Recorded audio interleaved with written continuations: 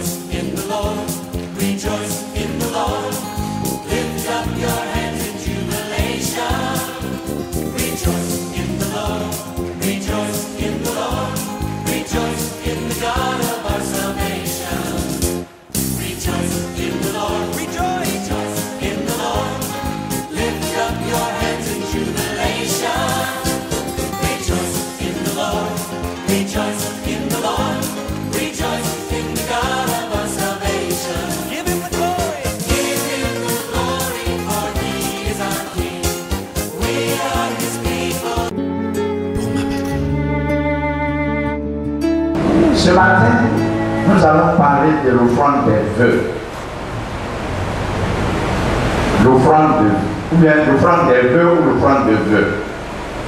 On va lire un passage dans Ézéchias, le chapitre 5.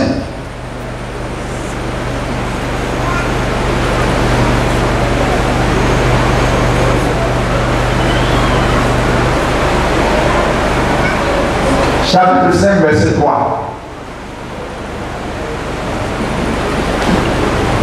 Bon, on va commencer dans mon verset 1.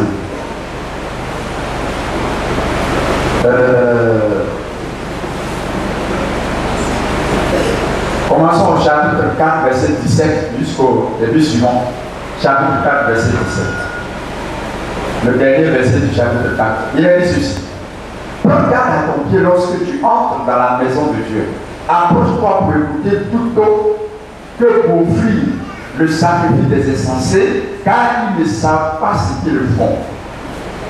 Ne te presse pas d'ouvrir la bouche et que ton cœur ne se hâte pas d'exprimer une parole devant Dieu, car Dieu est au ciel et toi sur la terre. Que tes paroles soient donc peu nombreuses, car si les songes naissent de la multitude des occupations, la voix de l'insensé se fait entendre dans la multitude des paroles. Lorsque tu as fait un vœu à Dieu, ne tarde pas à l'accomplir, car il n'aime pas les insensés. Accomplis le vœu que tu as fait.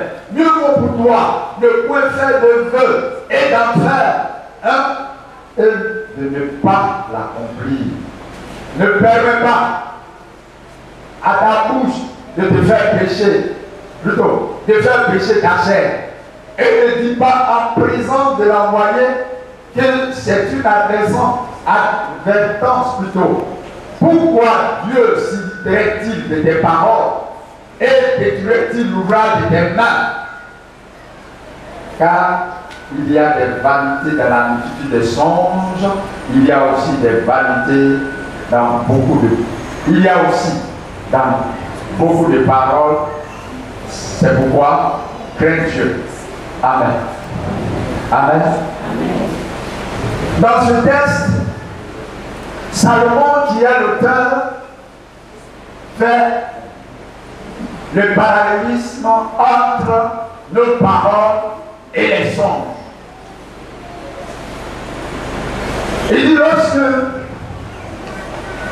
nous réfléchissons beaucoup, nous parlons beaucoup, alors dans nos songes, on va en rêve dessus. Quand on se réveille, ce qu'on a pensé, ce qu'on a dit, on a rêvé dessus. Ça nous est jamais arrivé. Un jour, il y a un frère, il a dit à un autre, moi, je vais prier pour que Dieu me donne l'argent. Je vais avoir beaucoup d'argent, je vais construire beaucoup d'églises. Ils ont dormi, et puis il y a quelqu'un qui vient lui présenter beaucoup d'argent. Il s'est réveillé, il dit, frère, ce qu'on a dit hier, le Seigneur m'a montré que j'aurai beaucoup d'argent. C'est faux. Ce sont tes paroles, ce sont tes paroles.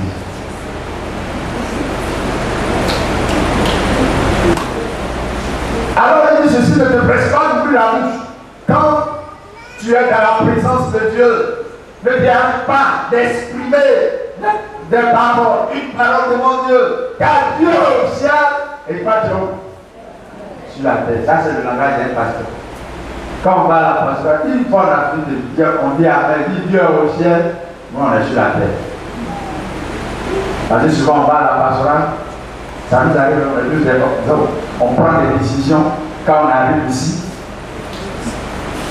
On n'applique pas ces décisions-là. Donc quand on arrive à la pastorale, le pasteur nous dit Dieu au ciel, non mais sur la terre.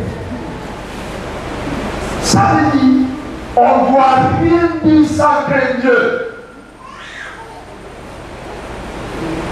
C'est pourquoi, lorsque tu fais un vœu, ne tarde pas à l'accomplir. Car il n'aime pas les insensés. Quand tu fais un vœu et puis tu ne l'accomplis pas, tu es insensé. L'insensé, c'est le fou. Celui qui est fou, qui n'est pas réfléchi, qui n'a pas de pensées ordonnées. Donc quand on te dit insensé, c'est que tu es semblable à un fou.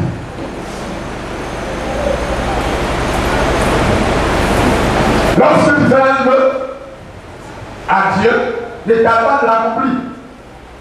Mieux vaut pour toi ne pas faire de vœu que d'en faire et de ne pas l'accomplir. Ne permets pas à ta bouche de faire pécher ta chair. Je vais faire exprès parler lentement pour que vous compreniez le verset. Parce qu'aujourd'hui, nous les chrétiens, on prend facilement des engagements et on ne connaît pas les conséquences. On me dit là, il ne fait jamais promesse. Si je fais, je vais l'accomplir. Mais si je me dis, vous devez promesse. Je vais le problème. Je dis, je vais arranger tant pour. Je ne suis pas en train de le faire. Vous voyez que moi, je n'ai pas besoin d'argent. Dieu m'a fait grâce, j'ai 3 biens. Il y a longtemps, j'ai pris votre argent pour construire mes biens. Mais je suis lié à mon vœu. Je suis lié à ça. Une fois que je prépare, je vais jusqu'au bout. Maintenant, si j'ai fini, le juge ne vous fait pas de promesses, je ne crois pas que quelqu'un va me battre ici. C'est-à-dire que je ne vous fais pas de promesses. Tu n'as pas besoin de dire le passé à pied, tu n'as pas de... Non, je n'ai rien promis. Ce que j'ai promis, je fais. Si je n'ai pas promis, je n'ai rien à faire. Vous êtes d'accord avec moi? On prend facilement des engagements. On ne connaît pas les conséquences. Dieu dit, c'est la multitude des songes, il y en a aussi dans beaucoup de paroles, c'est pourquoi crains Dieu. Il y a des gens, quand nous sommes en train ils écoutent la parole de Dieu, ils ne réfléchissent même pas sur l'émotion, la sensation humaine. Ils se lèvent, ils prennent des engagements. Les connaissons à Dieu. Le vœu, c'est une offrande volontaire de don à Dieu. Donc ça veut dire que quand je m'engage à faire cette offrande qui est volontaire, je fais un don à Dieu. Donc je réclame plus ce qu'il est demandé. Où est-ce que j'ai dormi? Le vœu est une promesse. En fait, quand quelqu'un fait un vœu, c'est qu'il fait une promesse. Il prend un engagement. Il promet de faire quelque chose. C'est une ferme résolution et un engagement solennel d'accomplir la volonté de Dieu, le désir de Dieu et souhait. Plutôt, je reprends, d'accomplir ma volonté, mon désir et mon souhait envers Dieu. Je m'explique. Quand je prends un vœu, Seigneur, je vais te faire un don. C'est ce que je souhaite. Mais je le prends publiquement. Moi, je vais faire un don à Dieu. Il y a des gens qui le font. Moi, je vais faire un don à Dieu. Donc, je vais donner une voiture à l'église. Comprends? C'est ce que tu souhaites. C'est ce que tu exprimes envers Dieu. Donc, c'est des engagements solennels et publics. L'offrande de vœu est d'abord prière exprimée à Dieu. En général, l'offrande de vœux, c'est une prière qu'on fait. Et ensuite, l'accomplissement de la prière, c'est-à-dire après l'accomplissement ou l'exaucement de la prière, on passe à l'acte concret de notre promesse. Nous avons l'exemple dans 1 Samuel 1, il s'agit de Anne. Anne n'avait pas d'enfant. Chaque année, elle montait au temple avec son mari ainsi que sa rivale Pénina qui avait des enfants. Et lorsqu'ils sont dans la présence de Dieu, dans 1 Samuel chapitre 9, verset 9 à 27, lorsqu'ils sont dans la présence de Dieu, Pénina se moque de Anne. Femme peut se moquer. Il peut en mourir. Si tu gagnes les devant sa rivale, là c'est grave. Il y avait un monsieur qui avait 2 femmes. Et puis, il y a la seconde là qui est décédée. Mais la femme est décédée. Toi, la première, tu as besoin de parler encore. Mais elle ne parler au cadavre. Elle a commencé à faire comme ça. Toi, c'est bien que tu es mort. Après de dire, on ne sait pas comment ça s'est passé. Son doigt est rentré dans la bouche des morts. Même l'humanité est cadavre, on a répondu. Oh, si tu t'es écouté ma prière, si tu t'es accordé à ta servante un enfant mâle, Dieu, je le consacrerai à toi. C'est une promesse. Mais avant, l'accomplissement, elle a fait quoi? Elle a dit à Dieu, si tu me donnes un enfant, je te demande beaucoup, un enfant, et ce garçon, je te le donne. Elle est partie. La Bible dit, l'Éternel se souvient de sa servante. Alléluia. Elle est tombée enceinte, elle a enfanté. L'année suivante, son mari dit, je m'en vais, il faut partir.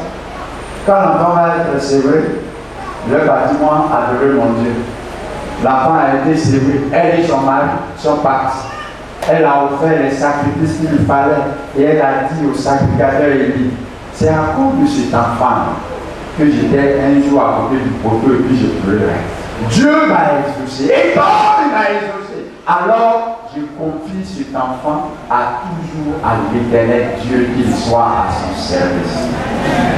L'offrande de vœux est d'abord une prière. Très souvent, quand il y a pas, on cherche le travail, on ne peut pas. Et puis on dit Seigneur, si tu me donnes ton travail,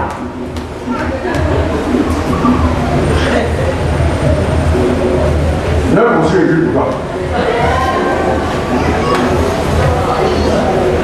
Tu n'as rien fait pour moi.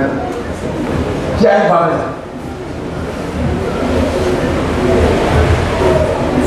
Seigneur, si tu fais ça pour moi, non, voilà ce que moi j'ai fait.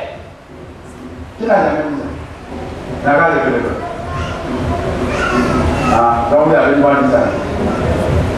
Qui n'a jamais dit ça? N'a pas levé le cœur. Non, soyons sincères. Maintenant, quand tu as fini de dire et puis tu as réfléchi là, tu n'attends pas. Mais c'est ça. Quand Dieu exauce, nous devons passer à l'acte. L'offrande de vœux est une offrande de mise à l'épreuve à 2 niveaux. Mise à l'épreuve pour Dieu. Quand nous faisons l'offrande des vœux, c'est-à-dire, j'ai dit que le vœu est d'abord une prière. Donc, c'est une mise à l'épreuve pour Dieu. Le vœu est très souvent une prière de circonstance, des défis, pour éprouver la puissance et la fidélité de Dieu par la foi. Ça veut dire quoi? Je mets Dieu au défi. N'a pas dit tu es Dieu. Moi, je suis ton enfant. Toi, tu es Seigneur. On dit c'est toi qui es grand, tu es puissant. Toi, tu es ceci, tu es cela. Mais moi, voilà mon problème. Si toi, Dieu, tu es Dieu, alors j'attends que tu agisses. C'est un défi. C'est vrai que nous sommes en train de prier, mais on est en train de défier Dieu. On est en train de défier la puissance de Dieu. On est en train de défier adressons à Dieu. Et quelquefois, nous sommes insolents dans notre prière. Et c'est dans quel but? Si réellement Dieu est fidèle, c'est dans le but de débloquer une situation difficile et confondre nos adversaires. Oh, qu'est-ce qu'on est là, on dit toi là, tu as dit dans la maison, tu ne te maries pas. Toi, le grand Dieu là, tu ne te maries pas. Tu n'attends pas. Tu sors du cas, tu viens. Va dans le véhicule, il n'y a pas de garçon là-bas. Et puis, tellement ça te fait mal de t'asseoir. Seigneur, si tu me donnes ma vie, moi je vais m'arriver à se consacrer à toi. On va te servir. C'est prière, on fait la terre. Pourquoi? Parce qu'il y a un défi. Défi devant les parents, défi devant les amis, défi devant ceux avec qui on est parti à l'école, défi devant nos petits soeurs, nos grandes soeurs, nos petits frères, nos grands frères. C'est un défi. Dieu, ce qui me plaît chez lui, c'est qu'il relève toujours le défi. Alléluia. C'est ce qu'Anne a fait. Anne a fait. Seigneur, si tu t'aides de donner un enfant, je le consacrerai à toujours à toi. Le rasoir ne passera jamais sur sa tête. Il sera le symbole de la consécration à Dieu. Si tu t'aimes le faire, si tu t'aimes l'accomplir, si tu te souviens de moi, et Dieu qui aime les défis, Dieu va se souvenir de Anne, Dieu va lui accorder un enfant. Et puis, quand Anne va envoyer Samuel dans la maison de Dieu, voilà dans 2 Samuel chapitre 2, verset 1, voilà ce que Anne m'a dit. Donc 1 Samuel chapitre 2, c'est pas 2 Samuel.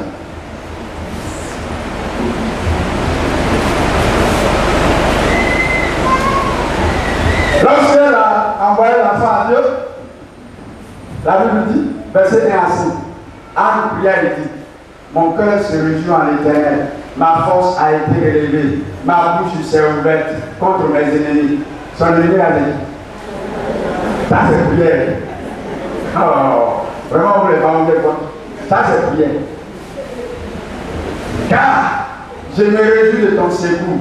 Nul n'est saint comme l'Éternel, il n'y a point d'autre Dieu que toi. Il n'y a point de rocher comme toi. Ne parle plus avec tant d'auteur, que l'arrogance ne sorte plus de votre bouche. Ça c'est ce que la Bible dit.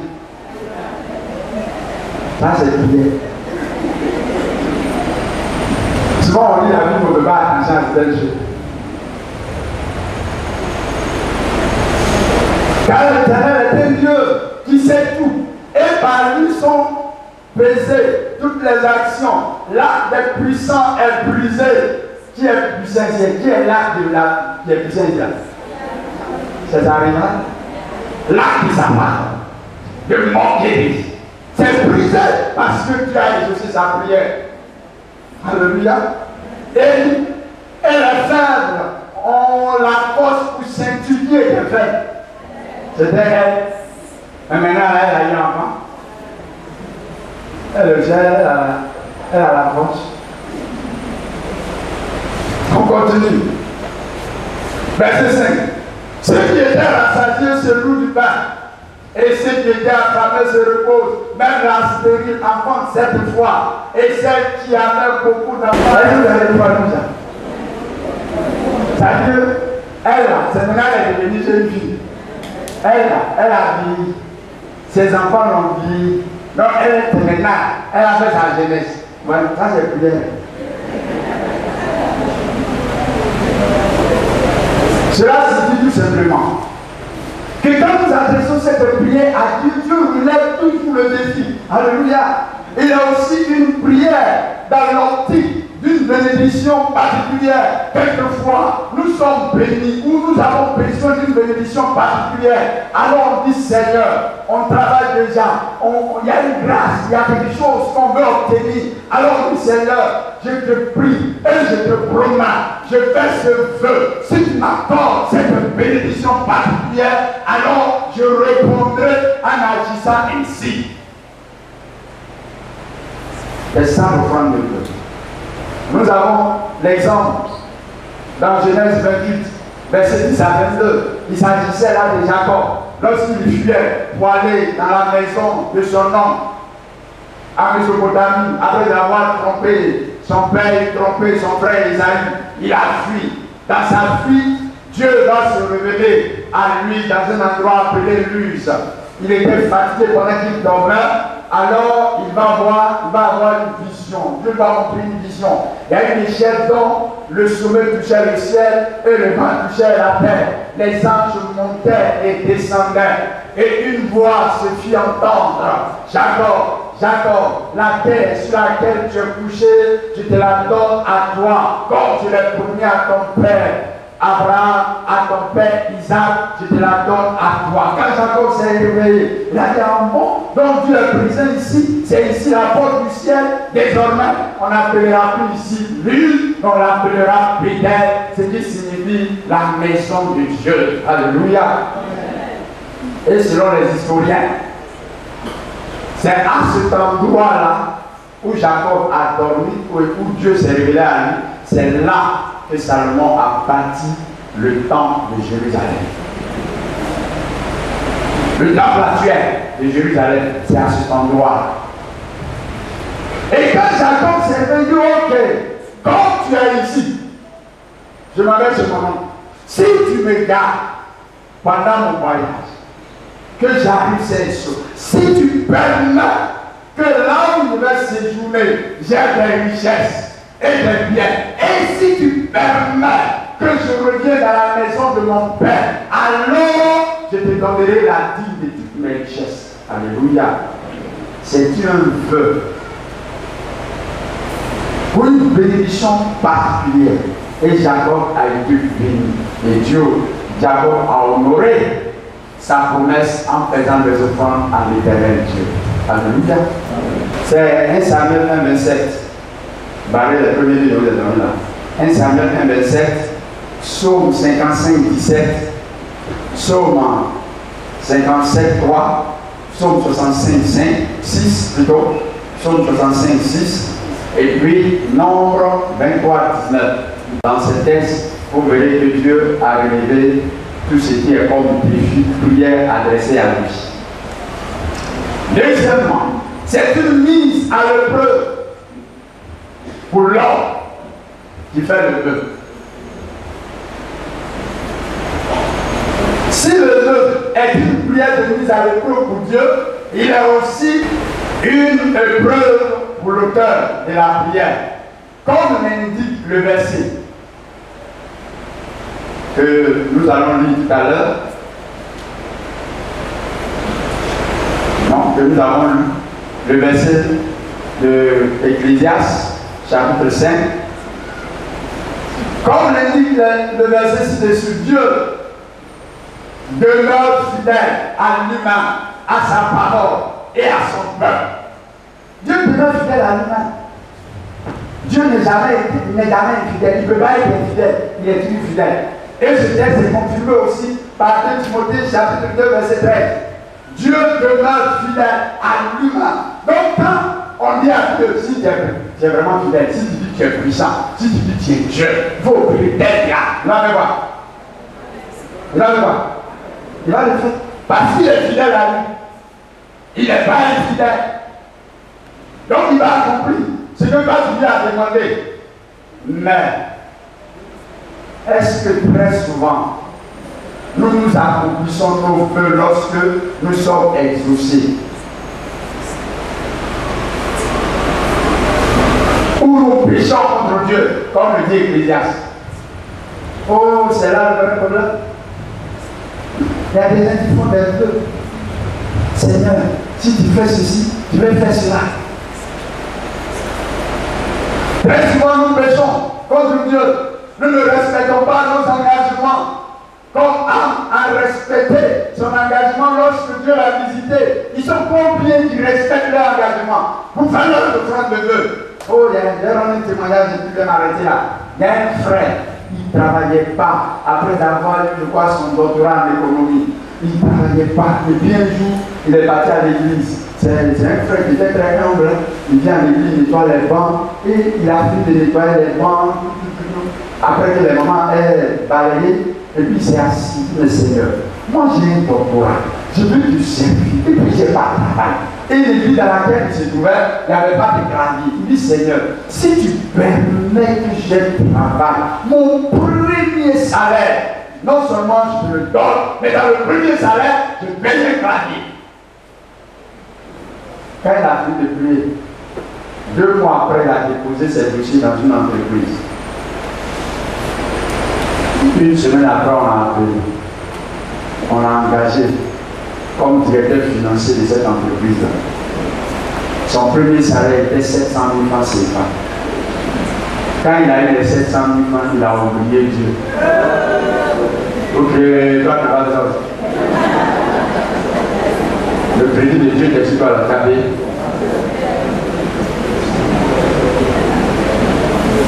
Quand il a eu l'argent, il était fiancé.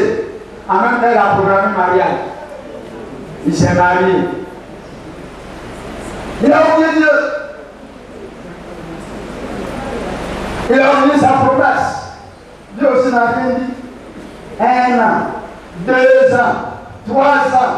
Un matin, il va au travail. Son directeur lui dit vraiment, tu es un très bon collaborateur. Mais je ne sais pas. Vraiment, hier nuit, je n'ai pas dormi. C'est pourquoi la seule solution qui reste entre toi et moi pour qu'on garde notre amitié, c'est de te licencier. Par contre, j'ai fait quoi? Il dit non, tu m'as dit, mais tu vas me coucher là. J'ai été tourmenté du fait que tu es dans ma société. Donc, pour avoir la paix, il faut que je te licencie. Je donne l'adresse à l'aide de licenciement. Quelqu'un qui était logé dans une belle villa, qui avait une voiture de service, il a laissé une voiture tout ça là-bas, il a marché pour aller à la maison. Quand sa femme l'a vu, il a battu, très cravaté, quand il partait au travail, en venant cravate enlevée, il était bien fourré, il est défourré, la veste est dans sa main. J'ai dit à quoi? Où est la voiture? On m'a renvoyé. Ça fait quoi? Non, j'ai rien fait. Dieu là, il n'oublie pas. Donc, ils ont commencé à souffrir.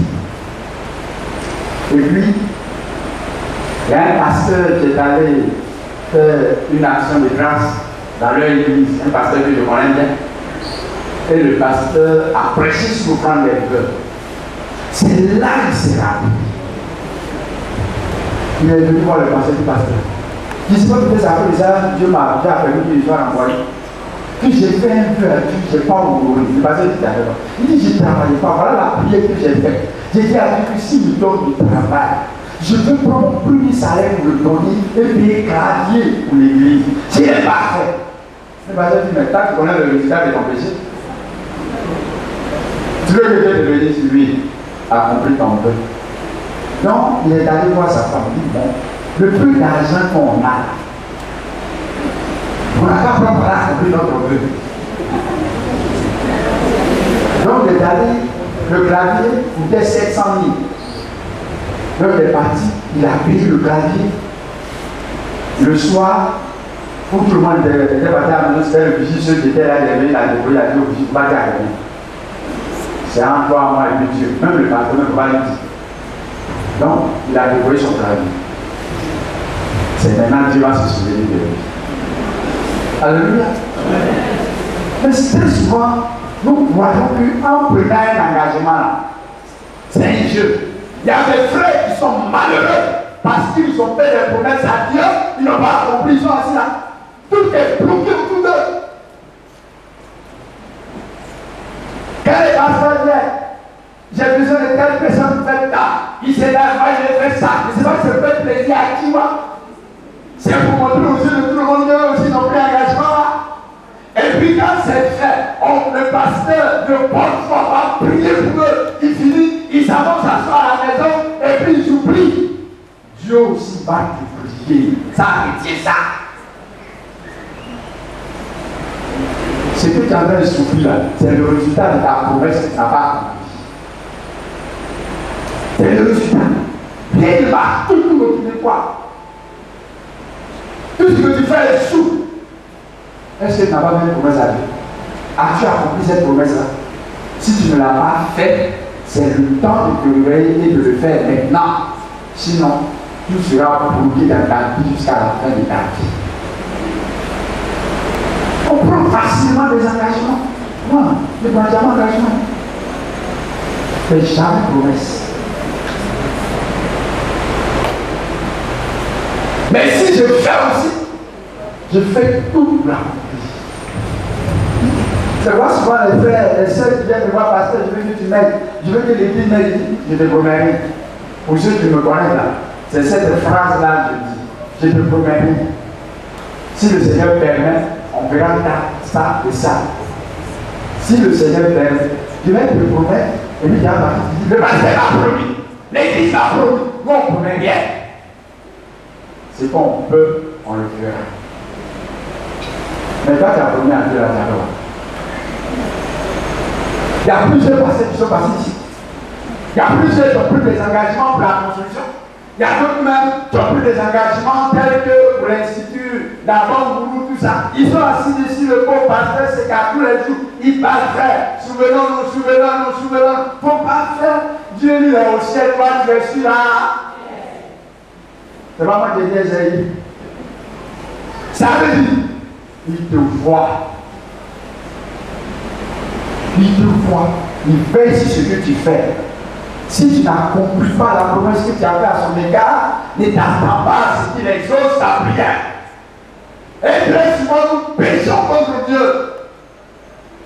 Est-ce que vous savez que c'est un péché de promettre à Dieu de ne pas le faire? Tu peux même pas mourir. Il y a un frère qui est mort comme ça. Il a promis une voiture à l'église. Et Dieu lui a accordé la bénédiction de la voiture. Il prend la voiture, au lieu d'aller donner à l'église, lui-même il monte dans la voiture, il s'en va au village pour dire à ses parents qu'il a la voiture, il a fini au village, en venant il est resté sur la route. Il est mort. Fais tes promesses, il faut pas que tu verras ce que tu vas demander. C'est pas moi qui ai dit, c'est écrit. On prend des engagements. Et on sait, attends, c'est une foutaise. Ça, je parle dans notre français TRP. Imagine-toi, tu vas voir ton nom qui t'a fait une promesse. Pour dire mon fils, viens primaire, il va te donner 100 000, tu vas aller passer concours. Tu t'en vas et dis, hein, tu t'as une fois dit ça. Va plus là-bas. C'est ça fait mal, mais ça va être mal. Hein? Ça fait mal, non? Et puis vous faites ça à Dieu parce que vous ne le voyez pas. D'accord? Lui, il est au ciel. Ton oncle, où tout vient sur la terre ici. Mais Dieu, il est au ciel. Il est au-dessus de nous. Il nous gouverne. C'est lui qui décide tout pour nous. Et puis toi, tu prends ta bouche là, tu dis Seigneur, tu as fait ça pour toi. Dieu te donne l'argent, tu ne le fais pas. Et puis tu viens t'asseoir, Seigneur, bénis-moi, bénis-moi, bénis-moi. Il ne va pas te bénir. C'est pas moi, hein? C'est écrit. C'est pas ça, le Salomon dit, mieux encore pour toi de ne pas faire de feu et d'en faire et ne pas l'accomplir. Ne fais pas pécher ta chair, que ta bouche ne fasse pas pécher ta chair. C'est un péché. Quand on promet et qu'on ne réalise pas, quand on promet, on fait un feu, on fait un engagement, on fait une promesse à l'église et qu'on ne réalise pas, c'est un péché. Je vais plus loin. C'est une malédiction que nous programmons sur nous-mêmes nos vies.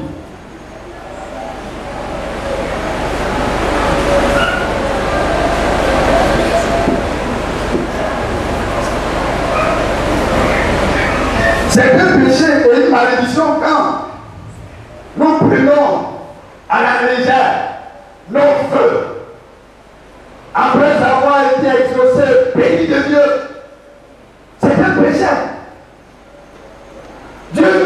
dit, c'est fini. Et puis bon, oh, ça fait rien, ça fait rien. Après, oh, cette relation d'église est là, l'église n'est pas comme. Elle n'a jamais se déplacée. Oh, d'accord. Mais je te dis ceci, retiens ce que je vais te dire. La malédiction, là, ça va te suivre. Ça va suivre tes enfants. Ça va suivre ta famille. Que Dieu nous bénisse.